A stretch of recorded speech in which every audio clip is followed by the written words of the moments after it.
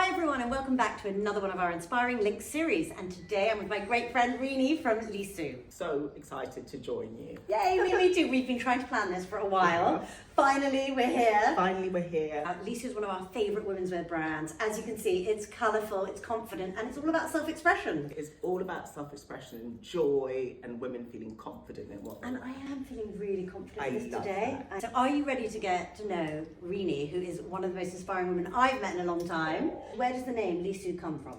So Lisu was my childhood nickname. Oh. My mum made it up. So where I'm from in Tanzania, everybody has two names. Oh really? Yeah, you have your name. Your full name and then Yeah. your nickname. And then your nickname is something that's not on your birth certificate, it's just made Yeah. up by someone in the family. Okay, so it doesn't mean anything. It doesn't mean anything at all. It means whatever you want it to be, which is all about It means the ethos. fabulous. Okay, exactly. So how did you start, Lisu? Tell us about the journey so far. So for me, I found there was a real gap in the market in terms of what I wanted to wear. I just didn't feel there was enough colour, enough joy, and fashion should just be fun. Yes. It's the one thing that should just uplift you. You wake up in the morning, you get to choose a new look every day. I mean, what could be 365 looks a year? Well, I mean, and if we could look like this every day, wow. But I also love these bold prints. So is that part of is that you mixing, because you're, obviously half, you're Tanzanian, but you're also Londoner. I am indeed. So is that mixing your cultures? What does that say? It's exactly that. So the colours all come from an East African palette.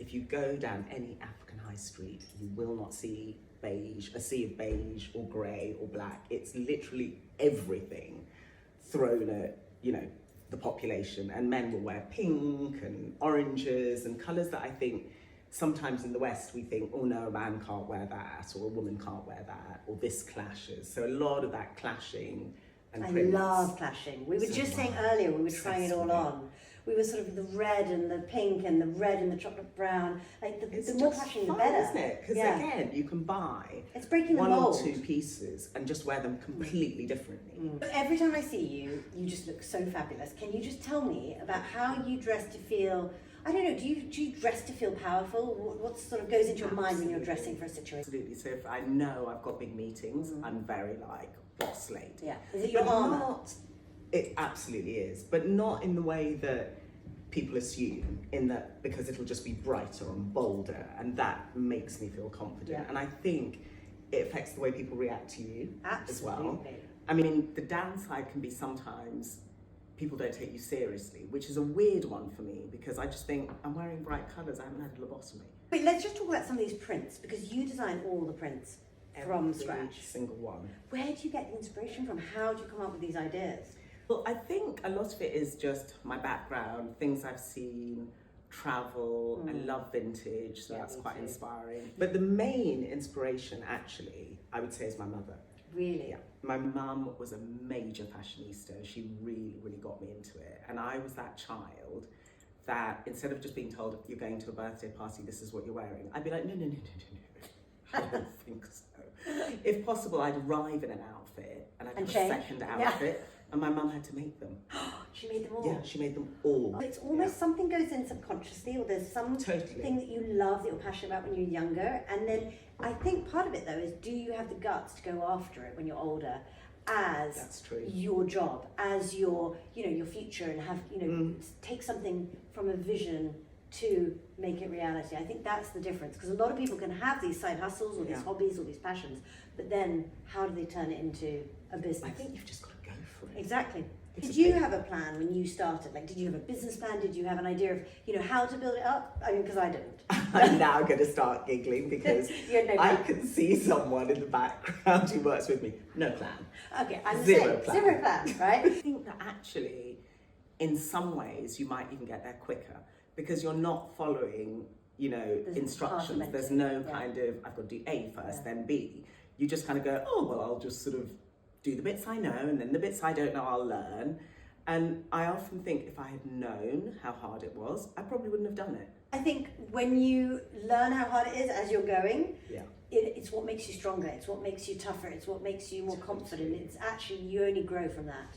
And you can't learn unless you actually learn in the weeds, doing the doing. It's the And only from the way. ground up. Yeah. So what do you think it means to be a founder and creative director today? What has been one of the biggest challenges for you? Lots and lots of hard work. I mean, it literally is your life. It's like having another child all over again. Because it's 24 hours, as you know. You think about it all the time. You don't really have a holiday. You said you were working all over the Easter weekend. Exactly. You already told me. You have to really love what you're doing. It doesn't go smoothly. I mean, every day there's some drama. Yeah. You know, and I often kind of go into the office and I'm like, what's today's drama? And it's how you spin it. I always say this. I'm always like, instead of waking up going, oh God, what problem are we going to have today? It's how you spin it in your head and go, right, what are we going to conquer today? Going to be a problem. You know, what challenge are we going to face today and how are we going to meet it head on? Exactly. Because it is all about problem solving every day. So much of it is problem solving. What do you look for when you are then hiring? So when you're looking for part of your team, do you look for people who complement you? What's the kind of the key character traits? I think somebody who fits in with the whole team is really, really key. So usually whoever it is will sort of walk into the studio, we sit in an open plan area, so everybody kind of gets a feel of that person, kind of probably without them really realising. And then I think the other thing is a hard worker. You know, if you work for a small independent, you can't just be 9 to 5. Some days are going to be longer. Some days, you know, yes, will be shorter, but we'll all kind of make up for it. And also somebody who isn't fixed on just their job. Yeah. You know, we all have to pitch in and do things, and it might be stock taking, box packing and lifting. I will be doing it with everybody else. Exactly. You never ask anyone to do anything that you wouldn't do yourself, but everyone needs to be able to pitch in. It doesn't matter whether it's making a cup of coffee or, as you say, packing up some boxes. Yeah. Everyone has to be willing to sort of just, you know, get their hands a bit dirty, sort of pitch Absolutely. in. Yeah, I totally agree. And then the other thing I was saying to you actually earlier is that I really hire based on personality, because my whole thing is I can teach you to do anything if you're willing to learn. What are you excited about now? What is the most exciting thing coming this year for you? Our next collection, which drops in May, has got some new things that we've never done before, so I'm super excited. Well, we need to get you back to style with some jewellery. We've got some rather gorgeous Macs coming. Oh my goodness, I really want a Mac. Because I've had a real issue with Macs for a long time. They just don't suit me. I've never kind of fully got it. Yeah. I love them on other people. Oh my god, you're going to do colourful Macs, aren't you? Or colourful linings. We've done some Macs a la Lisu, and just I need to have one in my life. Level. I haven't even seen them and I'm really excited about them. Because you are right, I don't want a beige Mac. Oh my god, they're going to be amazing. So okay, so the Macs are coming. I thought the Macs are coming. That's super That's exciting. That's really exciting. You're right, it's something really new. Cannot wait. But isn't it so exciting when you do something completely new to you and also a new category? Oh. It's complete joy. And also we should always be more excited about the next collection, and if we aren't, then we're doing something wrong. As I always say at work, if this is, you know, when I show everybody the prints, I'm always like, if it's not great, you've got to just tell me, be honest, and just say it. Had a billboard, and you could put one thing out there on a billboard that either is something you would want people to learn or that you wish you'd learnt yourself, what would that be?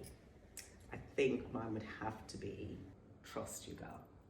Because generally speaking, it's right. When you get that kind of feeling in your stomach where you're sort of, oh, I don't